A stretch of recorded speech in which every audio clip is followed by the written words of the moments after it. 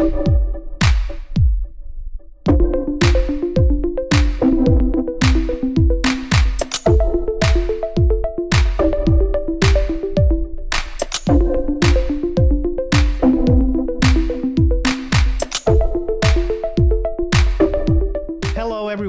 welcome to the Priceless Podcast. This podcast is made in partnership with the European Forum of LGBT Christian Groups.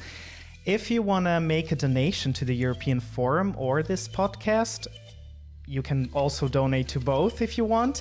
You can find the links in the podcast description below, as well as some links that might come up during our conversation. Today I have two new guests with a second part of the RISE research. So if you haven't seen the first part, check it out because it was a very interesting conversation. And today we're going to talk a little bit more about activism and how this RISE research will contribute to all the organizations that are doing LGBT work for LGBT plus people of faith. With me today is Wielie Elhorst from Netherlands, Amsterdam, and Misza Czerniak, is that right? From Poland, Warsaw. Welcome you two. And for the start, could you say a few words about you for the viewers that don't know you very well? I guess if they are from the European Forum, they will know you very well. But if they're not, who are you? Okay. Misza, please be my guest. So yes, I'm Misza Czerniak. I'm 36 years old. I'm currently the treasurer, so a board member of the European Forum. And I've been involved with the European Forum since 2013. So almost 8 years. Wow, that's fast. I'm originally Russian, but I've been living in Poland for the last 10 years. It will be in 2 weeks, my 10 years in this country. I moved here because I wanted to start my life from scratch as a gay person and as a gay Christian person, because I felt that back at home in Russia, I would not have been able to do that. So I'm an Orthodox Christian, and that part of the advocacy work of the European Forum has always been very close to my heart. And that is also part of the background of the project. Wielie? My name is Wielie. I live in Amsterdam, the Netherlands. I live here because I work in a parish here as a Reformed minister, but I also have a small village parish, or not small, a village parish in Bussum, in a village close to Amsterdam. I became involved in what I now call Christian LGBT activism in 1989, when I became a member of the Salvation Army and started asking questions about the position of Salvationists here in the Netherlands and worldwide. And I've been involved ever since. Since 2002, I became involved as a board member of the National Christian LGBT umbrella organization here in the Netherlands, LGbt, who is also a member of the European Forum. And in the next year, the LGbt with other organizations organized the annual conference of the Forum in Heemskerk in the Netherlands.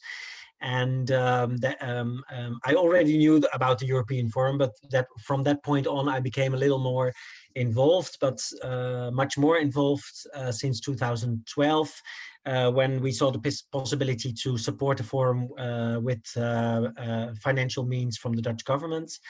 And a few years later, I became one of the co-presidents, and I have been involved in many different capacities, now not anymore as a board member, but I have two positions, I guess, one as a research volunteer connected to the Rainbow Index, and the other one as advocacy volunteer connected to the representation of the European Forum in the Council of Europe. And one thing in common for both of us with Wielie, we are also part of LGBT choral movement. We both are involved with LGBT choirs. Quite, yeah. We recently shared this virtual stage because there was a virtual festival of LGBT choirs from Europe, and both Wielie's choir and my choir from Warsaw, we both were present at that festival online. Yeah, and I would like also to add congratulations are due for Wielie because he had got a great acknowledgement from the Dutch king. this week. So it's very fresh and new, and you are a knight. Yes, I was knighted. Yeah, as they say. Wow. Yeah, no, it was a very nice surprise, and of course, first of all, a huge acknowledgement of Christian LGBT activism. Actually, in 2012, when we had the Forum conference again in the Netherlands, Gea Zijlstra was also knighted, and she was the very first Christian LGBT activist to be knighted for this reason. And as far as I know, I'm now the second one. So 2 knights in the Netherlands for this reason. So all of you who come from countries that are a little bit more conservative, this is what the modern world looks like when you we have do our activism and get acknowledgement in your country. Yes, yeah. Well, we have our challenges here as well, and sometimes they are very big. But of course, and the European Forum knows about this and has had the profit of that. The Dutch government is very progressive on this topic, and constantly looks for ways of supporting and acknowledging this work also across Dutch boundaries, so to say. Yeah. Michael, the struggle continues because Wielie was awarded with this order not for just being a nice person or an LGBT person, but for activism, so for keeping on fighting for the rights and inclusion. So that means that the situation is not all roses and, and no. sunshine. No, absolutely. Of course, it never is. It never is. But also all the work that you did in the West was very important for all of us, and of course is helping us in, let's say, less fortunate countries at this point. But it is a great inspiration and help, as you said, because a lot of help comes from the Western countries to do our work. So thank you so much, and congratulations on this acknowledgement. I think that this is very important for the whole LGBT community in Europe, that things like this happen. So let us go to the RISE research. Maybe if the people didn't see the first interview with the researchers, could you say a few words what we are talking about or what we will talk about in this podcast? Shall I say a little bit about what motivated us, Misza, and then you can fill in the blanks? I will leave a lot of them. The motivation was to go from anecdotal information about the position of LGBT people of faith in Europe to information that is a little more consistent and coherent, and can present it in such a way that it is much more an instrument that can be used in dialogue with churches, but also as a political instrument. We didn't have that kind of information. It's very difficult to collect it in any case when you want to do quantitative research, for example. But inspired by the index of ILGA Europe, we looked for ways to create this kind of an index for the churches, and at least have some kind of objective information of the position of churches on this topic. But Misza can add, I think. Yeah, of course. Sure. The idea is that people are interested in, so they have intuition as to what the situation is, but this is just a very vague feeling, and we need to be able to look more deeply into what it means. So the first part of the research, and I think our colleagues from the Protestant Theological University in Amsterdam, with whom we joined forces in this project, have already shared with you that the big part of the research was actually first describing what inclusion means in religious bodies.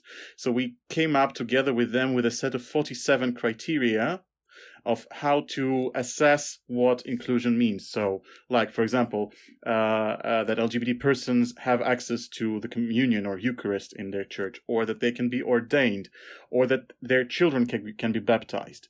That's one way. But another, for example, to see if transgender persons after their transition are received into their community with their new identity, or to see whether the church has apologized for supporting homophobic violence in the past, or whether the church has spoken up with public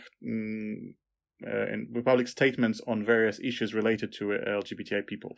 So this was the set of criteria we developed, very detailed. but actually very comprehensive. So, and then when we developed the questionnaire with those criteria, with those statements, we had to find respondents from local churches and countries all over Europe to submit information according to these criteria. If the church feels fits those criteria, or halfway fits or not, and to give some substantiating links, comments, explanations. And all of that information was gathered by our research officer, Rachel, who then forwarded to the academic team, who analyzed it, aggregated it, drew some conclusions, also looked at similarities between different churches from different church families, and so on.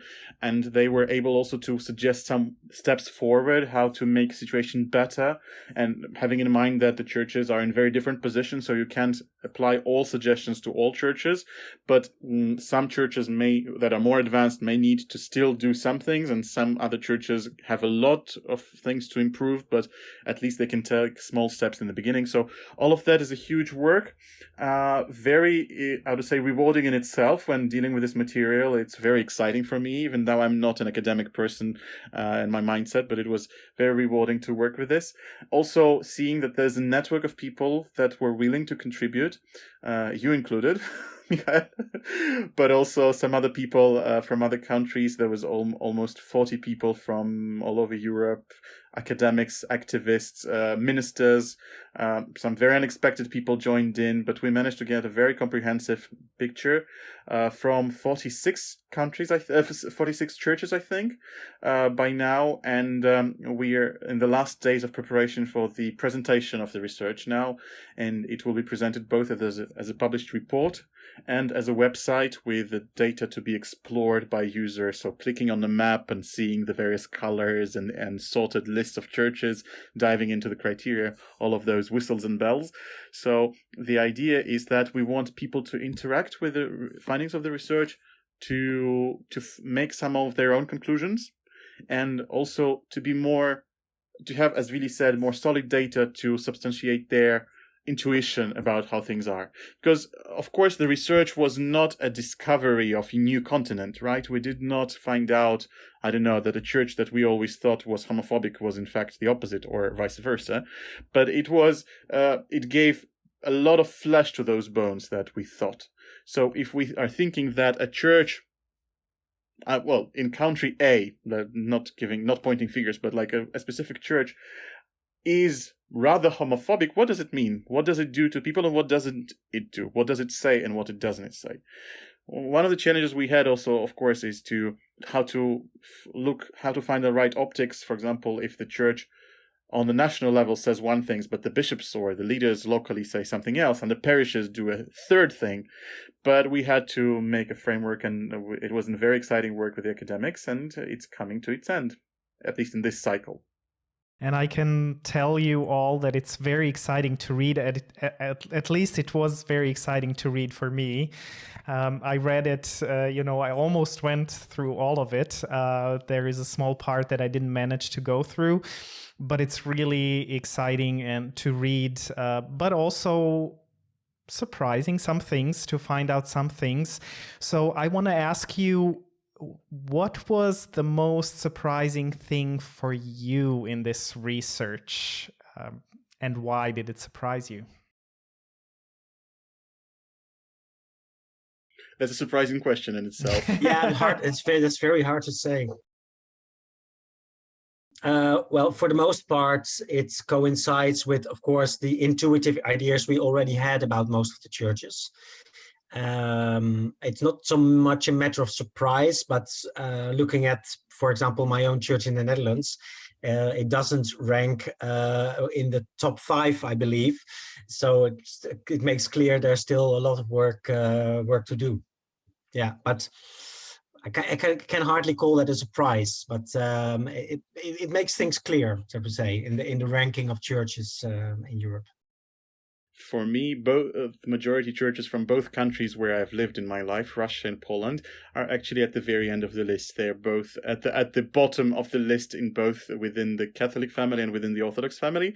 So I'm like, this is kind of Maybe it's actually even a relief, because now I know that it's not just me feeling that their situation is bad. When you feel that it's not just you having the fever, but it's actually hot in the room, it is a little bit of relief, because you sometimes can question whether you are whether it's the problem is in you or it's the real situation. So I think that kind of feeling. But I was actually amazed, because some of the response, not everyone provided a lot of details, but quite a few comments were very interesting and surprising.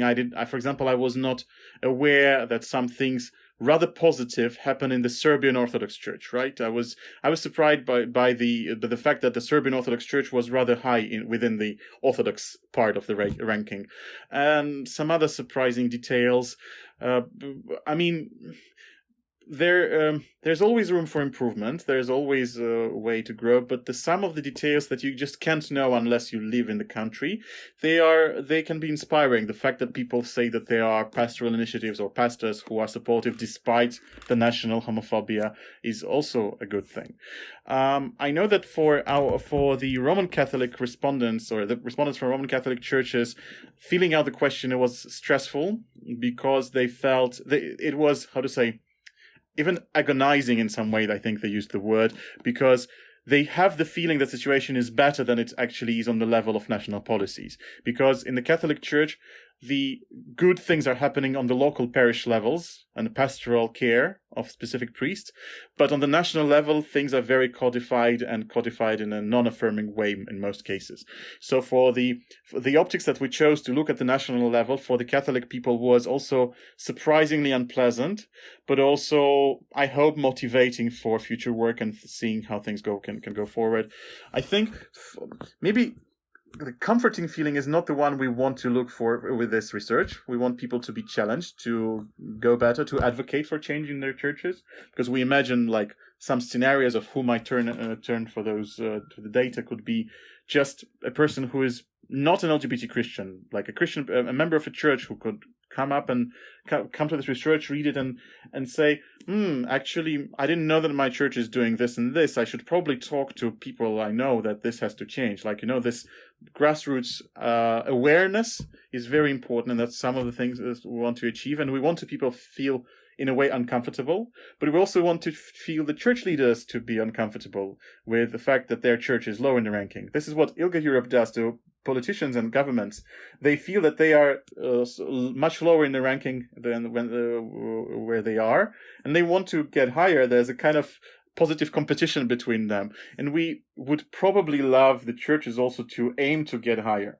Of course, there are churches that are already doing good work, not because they want to be high on our ranking, but this is an additional stimulus. And there are also churches that might be able to see, thanks to our research, the whole picture. For them, these are maybe separate issues, but by seeing them all under one umbrella and seeing how it all comes together to being actually, how to say, and not a very faithful disciple of Jesus. That's because if you are a homophobic, biphobic, transphobic church, you are not fulfilling Jesus' command, right? So maybe if they see how exactly this looks like and what are the experiences, then they might start thinking about getting things better. Yeah. Maybe to add to one of the surprises, but that doesn't so much have to do with the results. But for me, a very pleasant surprise was that we were able to involve so many people in collecting the data. Because on beforehand, when we thought about creating the index and then going into the field, I had, as we say in the Netherlands, a very hard head about this specific challenge. But I'm very happy that we were able to involve so many people. And this is also momentum for our European Christian LGBT activism, I think, to see people involved, to make people feel that they can be involved on this level, and that we can together come to such a result. And that to me was a surprise and a very, very rewarding part of this work. Unfortunately, not all countries are covered. We will have blank spaces on the map. Yeah, true. But I honestly, I didn't expect this result even. So of course we still need to cover some areas, some churches, but when it comes to involving our membership and even people beyond. Well, that's very rewarding, and it gives hope for European Christian LGBT activism for the future, I think. What happened that some countries are not involved? You mentioned. I mean, I saw the first thing that I noticed is that Denmark is not involved. So, what was the reason? It just is a human factor, and just the fact that we couldn't find a respondent who would be knowledgeable enough or willing to share the knowledge on the situation. It is difficult. I mean, the questionnaire was long. It did take time, but also, as I shared with the Catholic respondents, feeling it was also demanding in terms of their own awareness and feeling and well-being. So not everyone wanted and could do this. We tried hard. For some countries, we had to chase through different groups and people and everything. In the end, I think we've covered the big key places, but we do still have, I think, 6 or large majority churches missing. In some countries, they don't have Bulgarian Orthodox Lutherans in in Denmark. Catholic in Lithuania are missing, which are large churches, and it would have been good to have them. And that's something we actually can use the opportunity to advertise through the website. When the research is already published, there will be an opportunity to submit your response for a church that is missing, to reach out to us and submit it. Because when we receive a submission and process it, we will be able to update the data on the server. Not in the written report for this cycle, but at least the server, the website will be up to date. So if you feel like you're able to answer those questions for your local church, which is not part of the research so far, please do reach out to us. Maybe I think you already referred to that, Misza. For some of the people we contacted, it also turned out to be difficult to fill in a survey because it's very confronting in a way. To fill in a survey about your very exclusive church. I can't point really to I can't really point to people or groups that have had that difficult, but we understand these difficulties are also there. Apart from the technical aspects, it's also difficult to engage yourself in your church that is very exclusive and that you maybe already distance yourself from.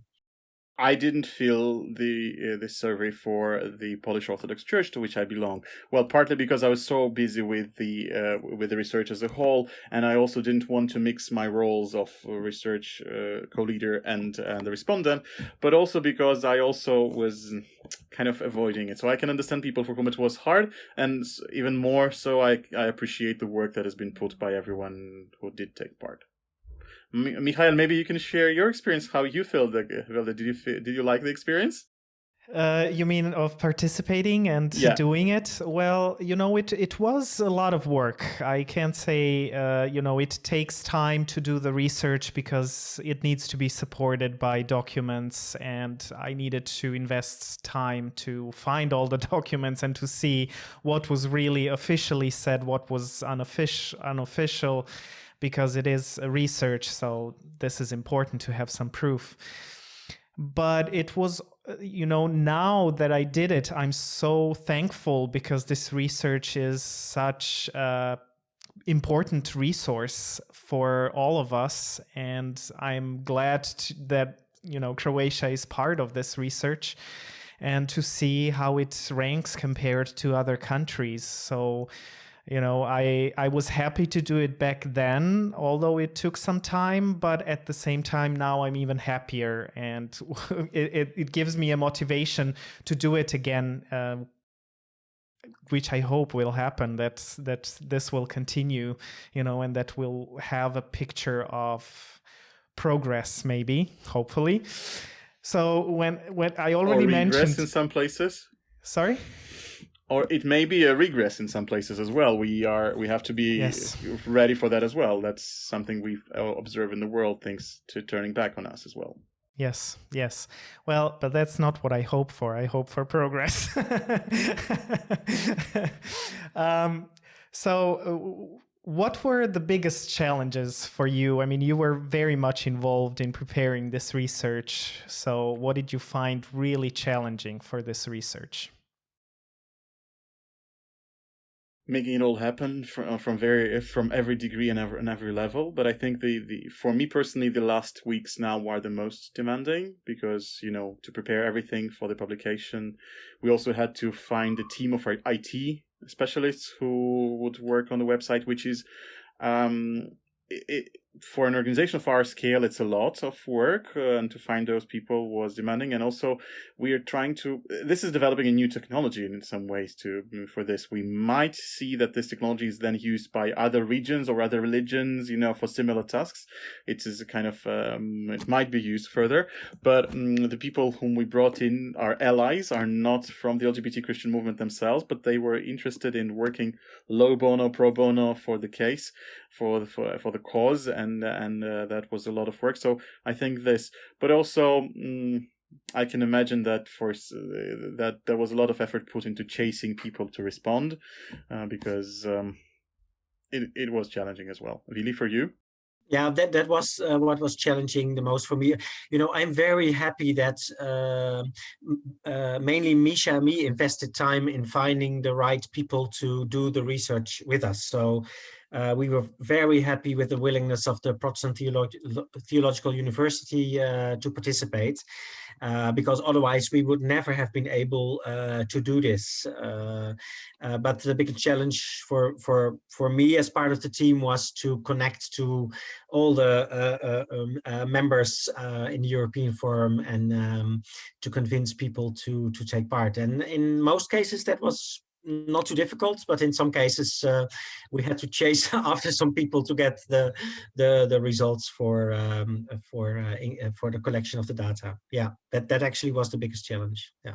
Yeah, I think that most of the people who work in organizations or even work with people can relate to this problem of chasing people and asking them to do what they said they will. You wanted to say something, Wielie? No, yeah, maybe one more challenge was to align. We had one index with inclusivity criteria, and we had the same questions for all the churches. And in the course of the collection of the data, and also before that, trying to define the index and the questions, it was clear that it was difficult to find the right questions that can encompass all the churches, because the churches are, in their theology, their church teachings, their organization, their moral teaching are so different. And so there was a challenge there also in the process of definition, and then involving, so to say, the grassroots people, and asking them to help us redefine, and then in such a way that we can still present a coherent and integral view in the end. I almost forgot about that, but that was quite a challenge as well. Yeah, there were difficult feelings and discussions as well, and empathetically understanding what people mean, but we had to continue with the path we chose. And we know that maybe the framework, the set of criteria are not ideal. We hope to improve things for the next run, maybe in 2 years' time and something like that. But we think that it was still important to be objective.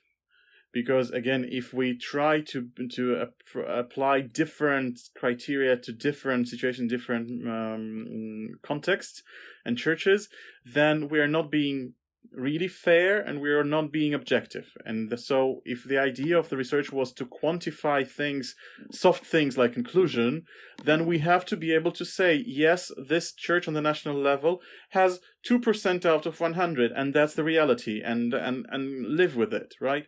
So as much as I empathetically understand the feelings, I know that this is like giving a diagnosis is part of the curing process. So hopefully this is something that we did this time. We were able to name the disease and make an inventory of the symptoms. I think that's helpful. Yeah, but also to define it in such a way that it was material to work with for the different members, and to engage in having a perspective on their own church. I think we did very well. Yeah, and I was very impressed by the work of ourselves, but also the academic part of the team in helping us define. And yeah, that's really amazing work. One more helpful thing, I think the research accompanying the index, because it's not just about the index and the ranking, but it's also about the research, the report that is there. Because even if we're like using medical metaphor again, if we do think that the symptom X means different things in different countries, because, for example, for this country this already means a progress, and for that country this means a regress. It's still it is all there in the report, because the analysis that is given by the academic team is much deeper than just the figures. So we are using the figures as the opening thesis for the discussion, and then we present much more substantial data on the situation, on the reality, on the documents, on the speeches, on everything, and again, suggestions. So I think the value is here enormous, even if the structure is uneasy and uncomfortable. Well, as someone from the side who was just helping with giving data from Croatia, I have to say that I'm just very impressed with what you came up with, especially something that you started from scratch. No one did this before. So you, as you said, you even had to go through the process of thinking of how are you going to measure it, what to define inclusivity, what it actually means in this context. So I think you did an amazing job. And of course, we will always see things that we could have done differently. But, for something that you had to think about yourselves and start completely from ground zero, I think it's an amazing and very, very helpful thing that you did. So thank you for all your work. I wanted to mention... words of gratitude here are due not just to us, because it's we actually based this work on the suggestions from our membership. At our annual conference, we had a workshop where we brainstormed together as a community, as an umbrella organization, of what are the indicator. So that was initial reflection was based on our membership suggestions, and then we worked already with the academics to make it in a solid framework. So thank you very much to the membership of the European Forum, to the members, for putting this together, for their initial work as well. Yes.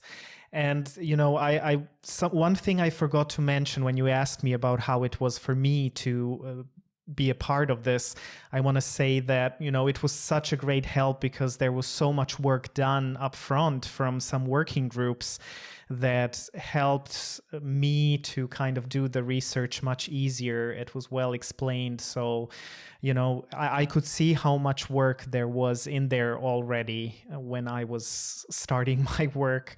So to all the people that contributed to this, a big, big thank you. So you already talked a little bit about the importance of the end product and what it's gonna bring, how it's gonna help, how it's gonna challenge the churches. Can you maybe elaborate a little bit what you kind of expect from this document to contribute towards? Obviously, as we said, it's just a way to measure things in order to improve things in the future and monitor the progress. In terms of physical product that can be used, I think the report on the whole, and the churches' profiles and the country profiles that will be available through the website, are a tool that people can use locally in their advocacy work and discussions with the church hierarchy or with ministers, but also for the politicians. Because what we noticed in the past, that politicians are, first of all, not very well versed in the church terminology or the way the churches work, but also they sometimes even reluctant to get deep into this. They know that the church is rather a challenging actor in the field in terms of inclusion. But what does it mean? Of course, politicians do not interfere with church internal affairs as such, because churches have autonomy. But nevertheless, when the church, when we are able to show that the church actually does not employ everyone equally, which is part of the questionnaire, or like equal employment in church teaching facilities or medical facilities or whatever, this is something that the states and the politicians could be taking up, right? So this explanation and deconstruction of the, well, not deconstruction, but looking closely at what inclusivity means is also a translation tool for the people who are not the churchgoers themselves and not church activists. So we find that the product will be helpful and explaining things and raising awareness, and this is one of the scenarios I'm looking forward to. Wielie, what kind of other kinds of use and scenarios can you foresee?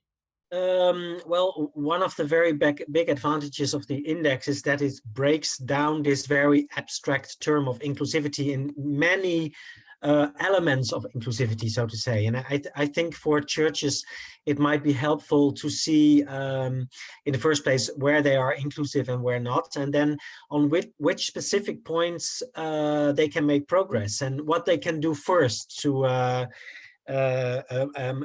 think about how to take sensible steps, so to say, what to work on, for example, and this breaking down of inclusivity in 47 different indicators is, I think, very helpful in showing churches, faith communities, what they can do and what they can work on.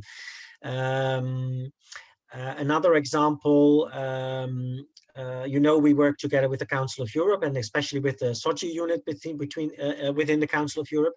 And the SOGI units already, by its own initiative, has held conferences, or at least one conference involving mainly Greek Orthodox or representatives of the Greek Orthodox Church. The SOGI unit as such now also has an instrument with which they can quite objectively present the situation of inclusivity of particular churches. And for instance, in this conference, Misza and I were present. It would have been a very useful instrument to present the findings or the facts as they are now. So. I think we should look for ways, for platforms wherever to present the Rainbow Index and then make clear how it can be used by these kind of entities as well. I would build up on that. I would say that one of the valuable aspects of this research is that it gives a continental perspective.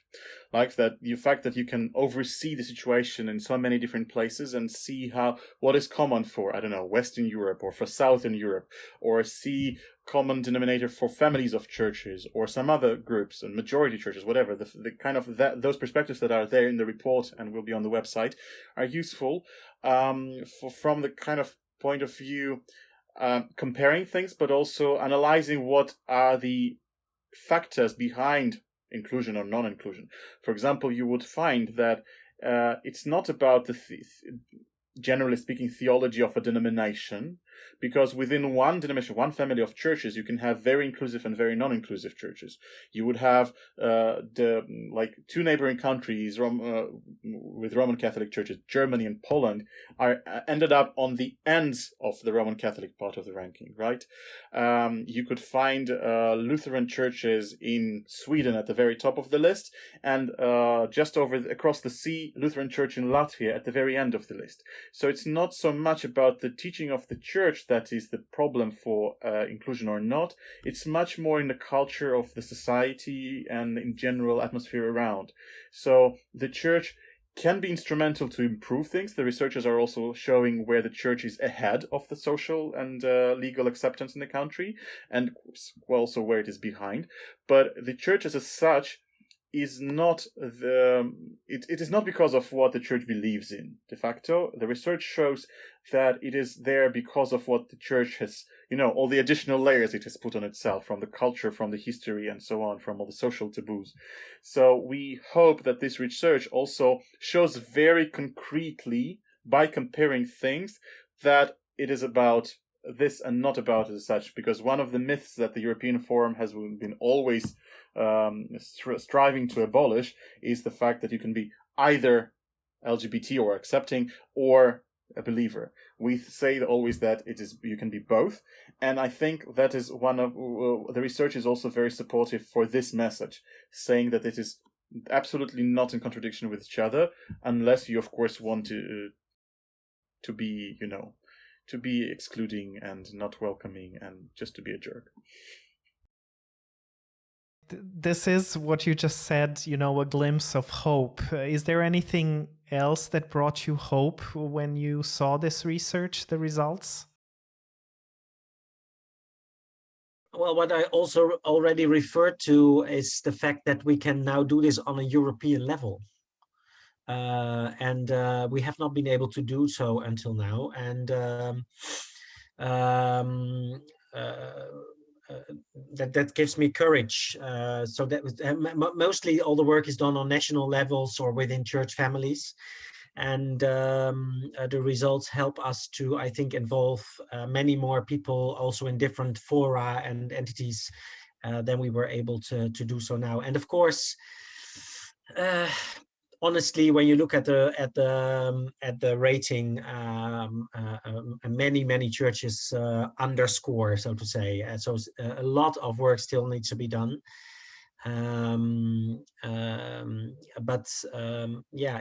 If churches find a way to other churches or families of churches that have already done some work through this index or through the data collection and the analysis of that, then that would be already a step forward. But it's very much up to us, as it has always been, to bring this under the attention of church organizations, church family organizations, and separate churches.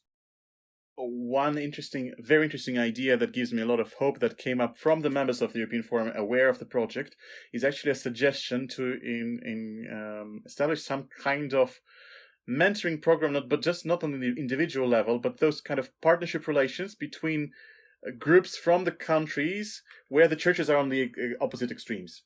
For example, put together the Catholics from Germany and the Catholics from Poland to learn, to share experience, right? And to involve the expertise from the more advanced situation in the less privileged ones. And again, I don't know, Lutherans in Sweden with Lutherans in Latvia or whatever. So make this kind of partnerships. I think this is a very brilliant example of how research can concretely show to ways of improving the situation in the future. Well, I have to say, for me, it was such a great hope to see and also hear from the researchers when they said that, there are much bigger differences within the denominations than there are between them. So that's, it's encouraging to see that you have the Finnish Orthodox Church, which is very different from the Russian Orthodox Church, or the German Catholic Church, which you just mentioned, very different from the Polish Catholic Church or even Croatian Catholic Church. So this is something that brings me hope to see within the denomination that there are differences and that it is possible. That there are, and what you also said, it's not a question of theology, it's more a question of other many layers that are there and that we can work on. Theology is maybe the hardest to work on for churches, but maybe not. Yeah, it's also a question. Maybe not label it.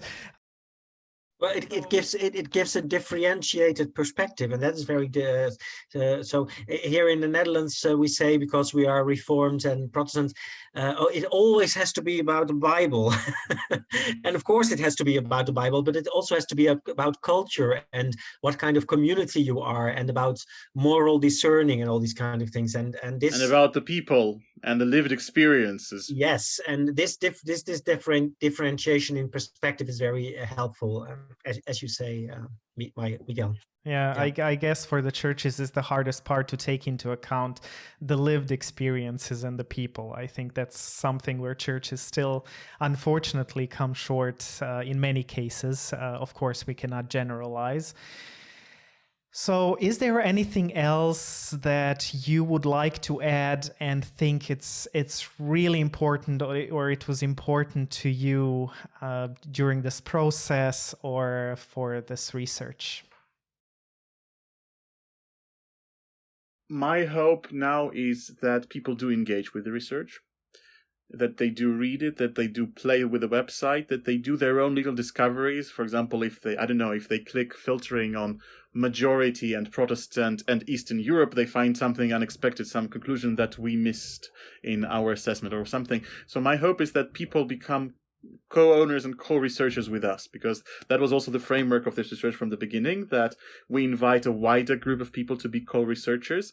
And so my hope is that now it spreads, and that people, whatever they discover in this, whatever is revelational for them in the data, or at least a confirmation of something they've been looking for, that they do share this information, that they spread the word, and then eventually we see how it all trickles down to changes. Yeah. I was going to give a similar answer, but also about the future of the Rainbow Index. Hopefully being able to bring together expertise and means again to repeat this, because so the ILGA Europe Index, and there are some other indexes, their strong point is that they repeat it and then either show progress or regress, and it helps them shape their policies also, and helps them to know on what topics specifically they have to act. And for the European Forum, the repetition of this index could also be of great help in shaping policy and shaping vision. Yeah, but that's a really big challenge. But I hope we will be able to bring together financial means and expertise again to repeat this. At least the basis is there, so that's great. We also hope that this research is helpful to our partners like ILGA and other organizations, because they advocate for full social inclusion, and full social inclusion without the churches is also only partial. So we do hope to have fruitful dialogue around the outcomes of this research with other organizations and see how this information can be helpful in their work. So that's also one of the avenues for the future for us. Well, I can tell you that I shared the news about this research being published to the lesbian organization in my city, which is a secular organization, and they were completely, really excited about this research and said it's such wonderful. an important thing, so that you have some feedback already before it even was published. Well, if the very fact is a reason to have parties all over Europe, then that's already a nice reward from this research. Yeah, I wish it was a better time to have parties. Yeah, well, okay. Well, in any way or shape or form, we are able to organize them. Yeah. It's a Eurovision sort of thing. We're giving points to countries and churches. So like, Pays-Bas, 12 points. Yeah. Okay, so Misza, you mentioned something that you plan maybe a continuation of this research in 2 years. So are there any concrete plans, or is this more like a longing? What are some plans for such a research in the future? As Wielie said, we hope to have enough financial resources to do this again. In the second iteration is always easier, because we've already had the bumps of the first one, and we already know how to improve some of the things. Again, we have a network of respondents. Obviously, not everyone will be happy to fill the questionnaire once again, but we have something to base on. We have the experience that we are able to put together a huge network of people responding and reach very surprising corners in Europe. So I think the next iteration will be easier in many ways, and also probably cheaper. So we hope that the next iteration becomes a tradition, that we help establishing this as a practice. We don't aim to renew things annually as older brothers and sisters and siblings are doing, but we think the churches are changing a little bit more slower than the states probably.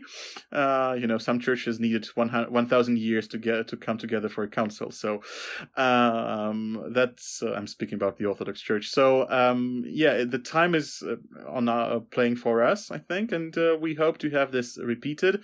Again, what we also do hope that we have additional data being submitted between the reports. So reports will be done as a cycle, but maybe the data will be updated regularly.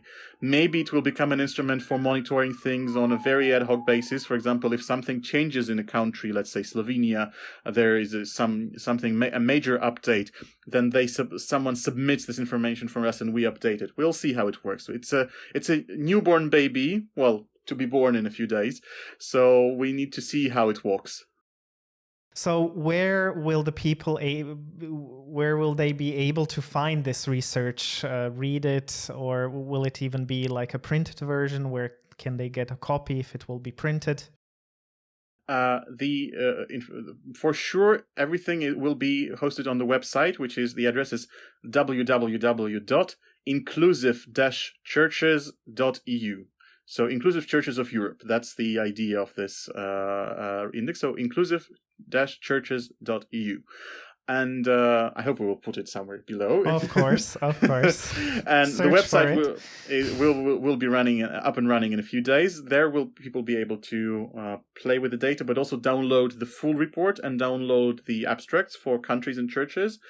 And we are looking into an option that people, if they need it in a printed version, will be able to. Well, they can obviously print the PDF file themselves when they want, but also maybe print on demand in some services like Amazon or something. So we're looking for ways to deliver the full experience to people.